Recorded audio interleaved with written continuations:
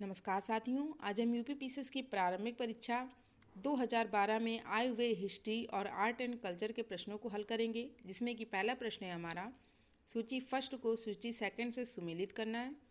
सूची फर्स्ट में हड़प्पा स्थल दिए गए हैं और सूची सेकंड में उनकी स्थिति दी गई है, जिससे हमें मैच करना है। मांडा की बात करें तो यह जम्मू कश्मीर में स्थित है।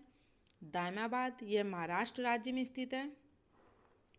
वहीं कालीबंगा जो कि राजस्थान में स्थित है और राखीगढ़ी हरियाणा राज्य के हिसार जिले में स्थित है।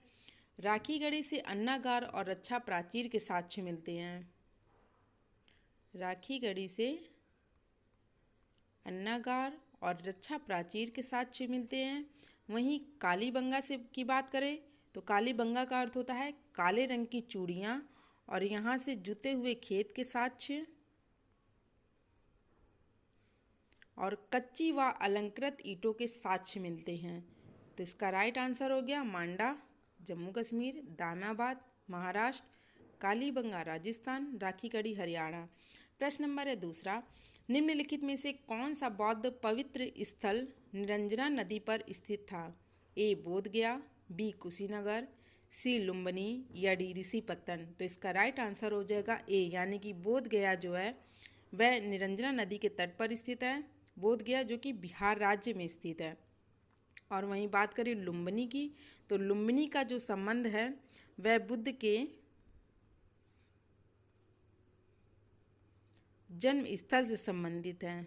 लुम्बिनी जो है वह बुद्ध के जन्म स्थल से संबंधित है और कुशीनगर का जो संबंध है वह बुद्ध की मृत्यु से संबंधित है, जिसे कि महापरिनिर्वाण भी कहा जाता है, महापरिनिर्वाण। और ऋषिपत्तन जिसे वर्तमान नाम जो है वह सारनाथ है, जो कि वाराणसी में स्थित है, जिसे धर्मचक्र प्रवर्तन भी कहते हैं। धर्मचक्र प्रवर्तन, धर्मचक्र प्रवर्तन से तात्पर्य है जहाँ पर उन्होंने प्रथम उपदेश दिया था। तो इसका राइट आंसर हो गया ए, यानी कि बोध गया जो पवित्र बौद्ध स्थल है वह निरंजना नदी पर स्थित है। प्रश्न नंबर है तीसरा, अशोक का समकालीन तुर्मय कहाँ का राजा था? ए मिस्र, बी कोरिंथ, सी मेसिडोनिया या डी सीरिया। तो इसका राइट आंसर हो जाएगा ए, यानी कि मिस्र। अशोक का जो समकालीन तुर्मय था वह मिस्र का राजा था। प्रश्न नंबर है 4, निम्नलिखित युग्मों में से कौन एक सही सुमेलित नहीं है? ए कर्पूर मंजरी हर्ष, बी मालविकाग्निमित्र कालिदास, सी मुद्रा राक्षस विशाख दत्त या डी सौंदरानंद अश्वघोष। तो इसका राइट आंसर हो जाएगा ए, यानी कि कर्पूर मंजरी जो है ये हर्ष के द्वारा नहीं जब बल्कि ये राजशेखर के द्वारा लिखी गई है। तो इसका राइट आंसर होगा ए, यानी कि कर्पूर मंजरी। और बाकी मालविकाग्निमित्रम कालिदास, मुद्रा राक्षस विशाख दत्त और सौंदरानंद अश्वघोष। प्रश्न नंबर है 5, निम्नलिखित में से कौन जहांगीरी चित्रकार थे? नीचे दिए गए कूट में से सही उत्तर चुनिए। 1 अब्दुस-सम्माद, 2 अबुल हसन, 3 अकारिजा, 4 मीर सैयद अली। तो इसके कूट दिए हैं ए 1 एवं 2, बी 2 एवं 3। तो इसका राइट आंसर हो जाएगा अबुल हसन और अकारिजा जो हैं ये जहांगीरी चित्रकार थे, जबकि अब्दुस-सम्मद और मीर सैयद अली ये दोनों अकबरकालीन चित्रकार थे। तो इसका राइट आंसर हो जाएगा बी, यानी कि 2 एवं 3 जो हैं ये जहांगीरी चित्रकार थे। कौन कौन? तो अबुल हसन और अकारिजा, जबकि अब्दुस-सम्मद और मीर सैयद अली जो हैं ये अकबरकालीन चित्रकार थे। प्रश्न नंबर है 6, सूची फर्स्ट को सूची सेकंड से सुमेलित करना है। सूची फर्स्ट में वैदिक नदियां हैं और उनका आधुनिक नाम। ए कुबा जिसे कि काबुल कहते हैं, बी परुष्णी जिसका आधुनिक नाम जो है वे रावी है, और सदानीरा का जो आधुनिक नाम है वह गंडक है, और वहीं सुतुद्री जिसे सतलज के नाम से जानते हैं।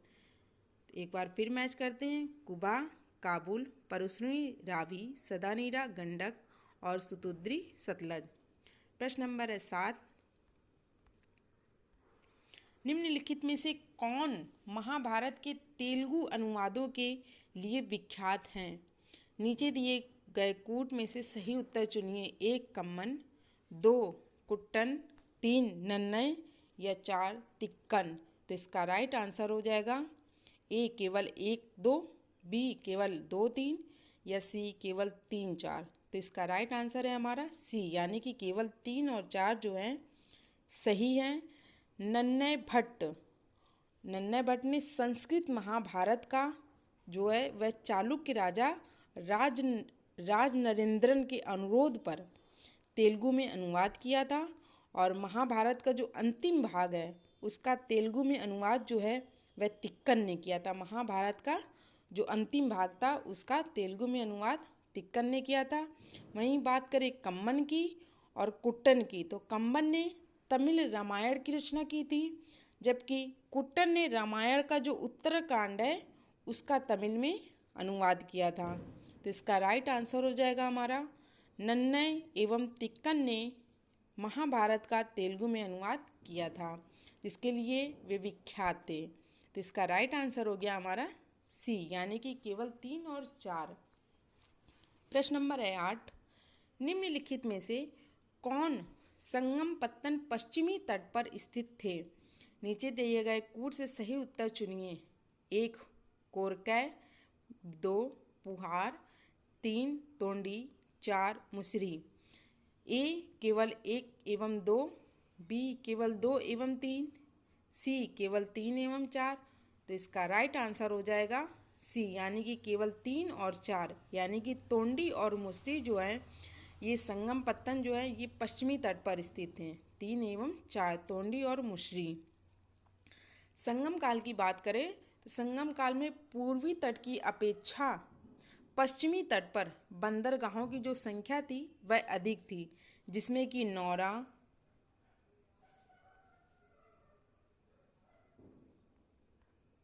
तोंडी, मुसरी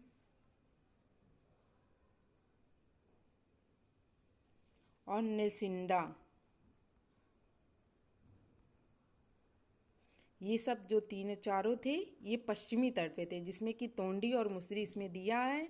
2 और थे, नौरा और नेसिंडा, ये पश्चिमी तट पर स्थित थे, जबकि कोरकै, पुहार, मोटुपल्ली और अरिकामेडु और ताम्रलिप्ति ये पूर्वी तट पर अवस्थित पत्तन थे। तो इसका राइट आंसर हो जाएगा हमारा सी, यानी कि केवल 3 और 4 जो हैं ये पश्चिमी तट पर स्थित है, जबकि बात करें कोरकै, पुहार, मोटुपल्ली, अरिकामेडु, ताम्रलिप्ति ये पूर्वी तट पर स्थित है। प्रश्न नंबर है 9, पुंड्रवर्धन भुक्ति अवस्थित थी? ए उत्तर बंगाल में, बी बिहार में, सी ओडिशा में।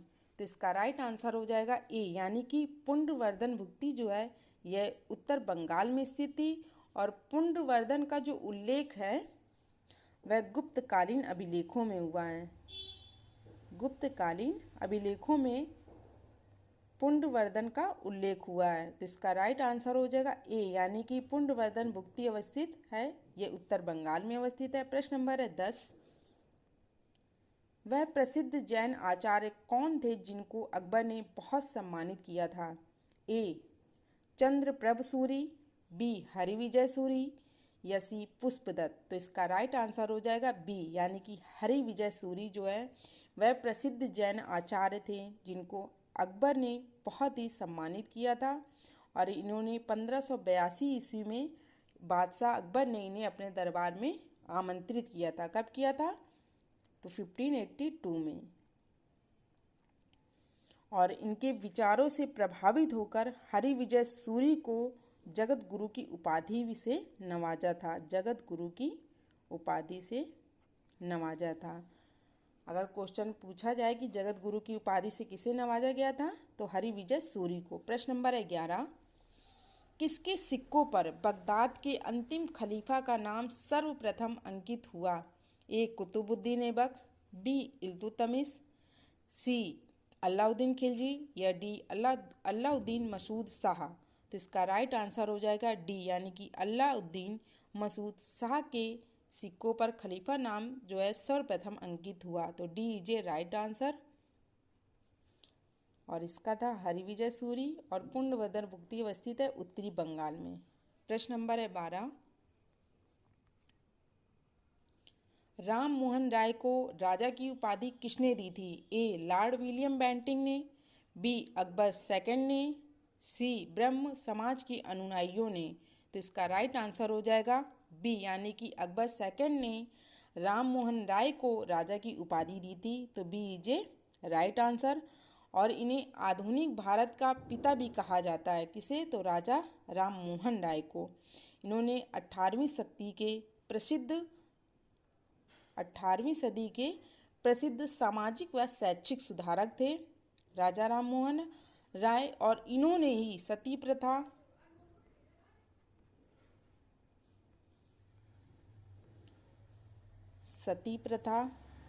जाति प्रथा व बाल विवाह जैसी सती प्रथा, जाति प्रथा और बाल विवाह जैसी जो कुप्रथाएं थी, इनको अंत करने में इन्होंने बहुत ही महत्वपूर्ण भूमिका निभाई थी। तो इसका राइट आंसर हो जाएगा बी यानी कि अकबर द्वितीय ने राजा राम मोहन राय को राजा की उपाधि दी थी। तो इसका राइट आंसर हो गया बी। प्रश्न नंबर है 13। औरंगजेब की मृत्यु के समय मराठा नेतृत्व किसके हाथों में था? ए शंभूजी, बी जीजाबाई या सी ताराबाई। तो इसका राइट आंसर हो जाएगा सी यानी कि ताराबाई। औरंगजेब की जो मृत्यु हुई थी वह 1707 में हुई थी। और जो ताराबाई हैं इनका जो शासन काल है वह 1674 से 1707। तो इसका राइट आंसर हो जाएगा सी यानी कि ताराबाई जो हैं, जब औरंगजेब की मृत्यु हुई तो उस समय मराठा नेतृत्व जो है वह ताराबाई के हाथों में था। प्रश्न नंबर है 13। वह चोल राजा कौन था जिसने श्रीलंका को पूर्ण स्वतंत्रता दी और सिंहल राजकुमार के साथ अपनी पुत्री का विवाह कर दिया था? A Kulothunga first, B Rajendra first, C Adhirajendra. तो इसका राइट आंसर हो जाएगा ए यानी कि कुलोत्तुंग फर्स्ट।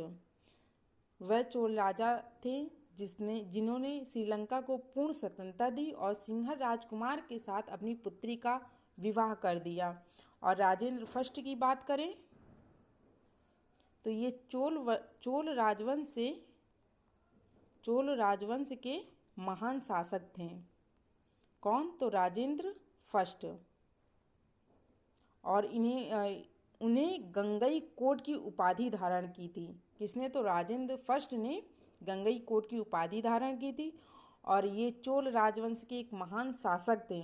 वहीं बात करें अधिराजेंद्र की तो ये राजेंद्र फर्स्ट के पुत्र थे। कौन? तो अधिराजेंद्र। तो इसका राइट आंसर हो जाएगा ए यानी कि कुलोत्तुंग फर्स्ट जो हैं वह चोल राजा थे जिन्होंने श्रीलंका को पूर्ण स्वतंत्रता दी और सिंहल राजकुमार के साथ अपनी पुत्री का विवाह कर दिया था। Thanks for watching the video.